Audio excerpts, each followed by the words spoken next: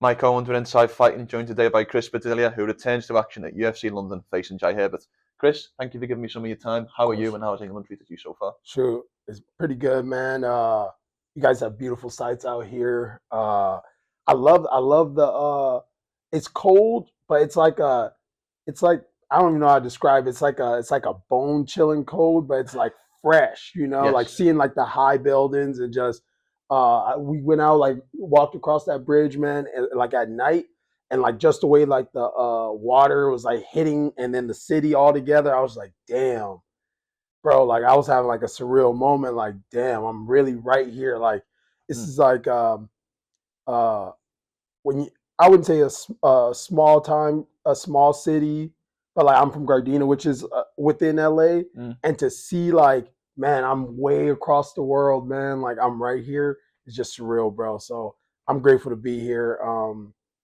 I can't wait to just can't wait to entertain, man. I saw the O2 and I was like, damn, bro. I go from fighting in these little things, man, to Mm. like the O2. So, and I know it's an iconic arena, so I'm just happy to be here.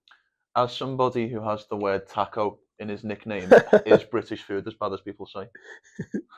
um, man,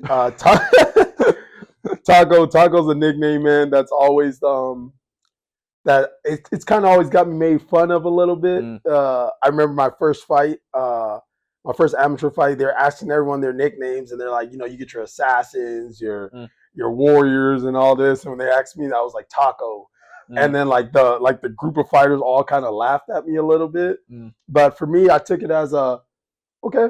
I'm gonna show you who Taco is, and shit, he turned back since then. So hey, Taco's it. I love it. Good stuff. You mentioned it there, but the first couple of fights obviously taking place behind closed doors in the Apex Centre. As much as this is enemy territory, quote unquote, it must be nice to be able to perform in front of UFC fans. Oh yeah, man.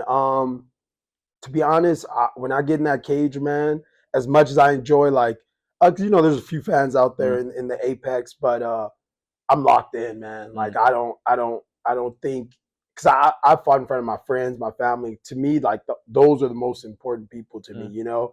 So it's gonna be cool fighting in front of the fans, but I'm locked in, man. All I care about is Jai and me, and everything after that we can talk about it. But I'm locked in.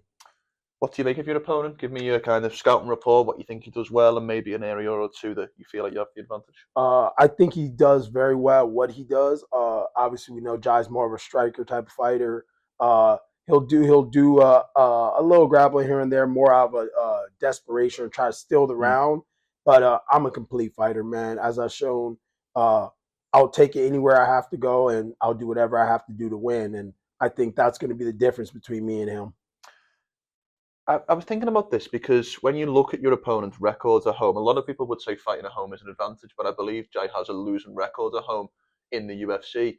Is there any advantages that you can take from being the away fighter, if you will, in terms of less pressure? Anything to read into that?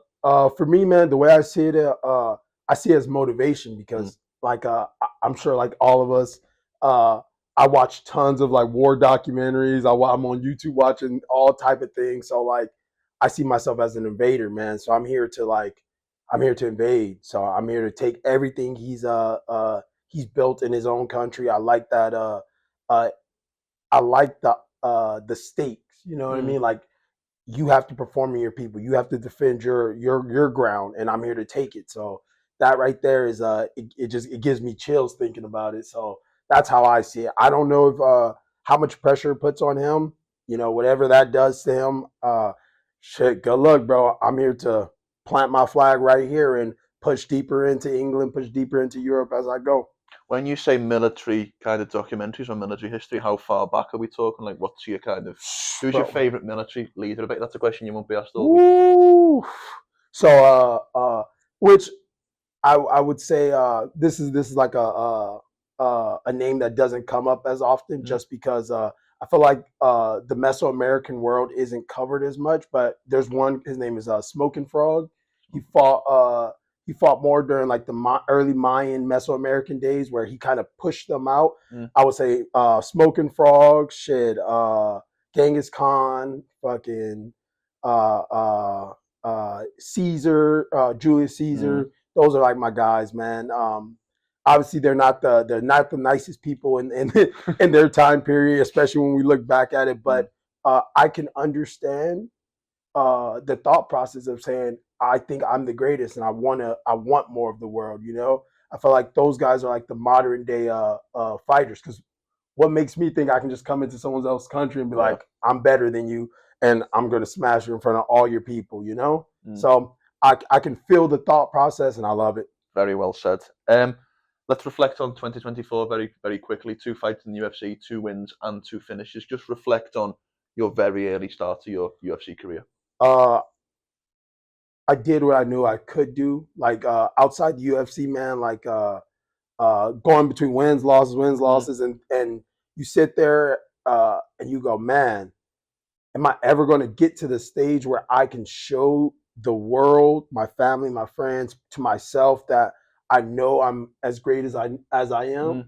So when I got in there, man, I didn't feel nervous. Like the moment for my first one, I walked in, I said I sealed the ring, I looked up, I touched the ring, and I was like, oh, this is just another cage. Like obviously the lights, UFC. I have a guy who believes he's the best in the world, but aside from that, this is just another day. And I just walked in, man, and I showed him what I was capable of.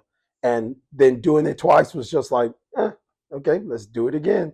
So yeah, man, I believe I believe I'm the best in the world. So uh, this is no difference in England, in Vegas, one day in LA. It's gonna all be the same to me. Talk me through what a perfect day on Saturday looks like. Like how do you envisage your day going? Violence. That's the most important part. I don't expect to beat Jai in the first 10 seconds. I don't expect to beat him in the first round. I expect him to give his heart and soul, man, and it's my job to take it. So that's how it ends. That's gonna be the best feeling for me. Again, whether it's 1 round or 3 rounds. I've trained so many months for this, man. So to end in 1 round, I might be a little sad, but yeah, I expect violence. Last question from me. Thank you so much for your time. As someone whose nickname, as we've already mentioned, is Taco, what makes a great taco? What are the keys? What are the good things? What are the bad things? As somebody who's maybe not Ooh. as familiar with that I'm a cuisine.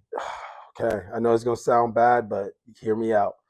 Grease, as much grease as you can have on that pan, and my coach is gonna be mad. Coach D, I mean good. Uh, Man, so hear me out. So you go to your taco stand. It's like they fry every meat on there possible. Then they fry your tortillas in the meat that they just got done frying in. So you'll get like let's say like my favorite is cabeza.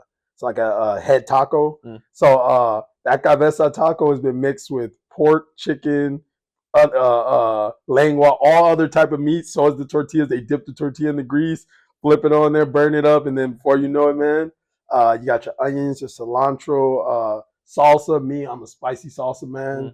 Mm. Uh, so all that, and then they got these like cebollas, like they fry the onions and shit like that.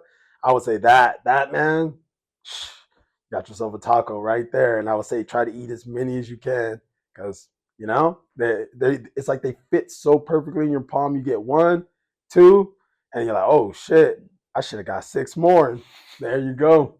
You've described that so perfectly. I just hope that you make 156 on Friday morning. Otherwise, your coach isn't going to be happy with me. Hey, lucky enough, man, I'm ahead of the game on the weight cut. I love to keep that right on point, but I can definitely say probably like a month ago I've had some tacos and I was like, damn, I'm gonna miss this. I want to see what some tacos out here taste like, though. Good stuff. Good stuff. Well, Chris, thank you so much for your time. Have a great and safe rest of the week, and best of luck for Saturday. Appreciate you.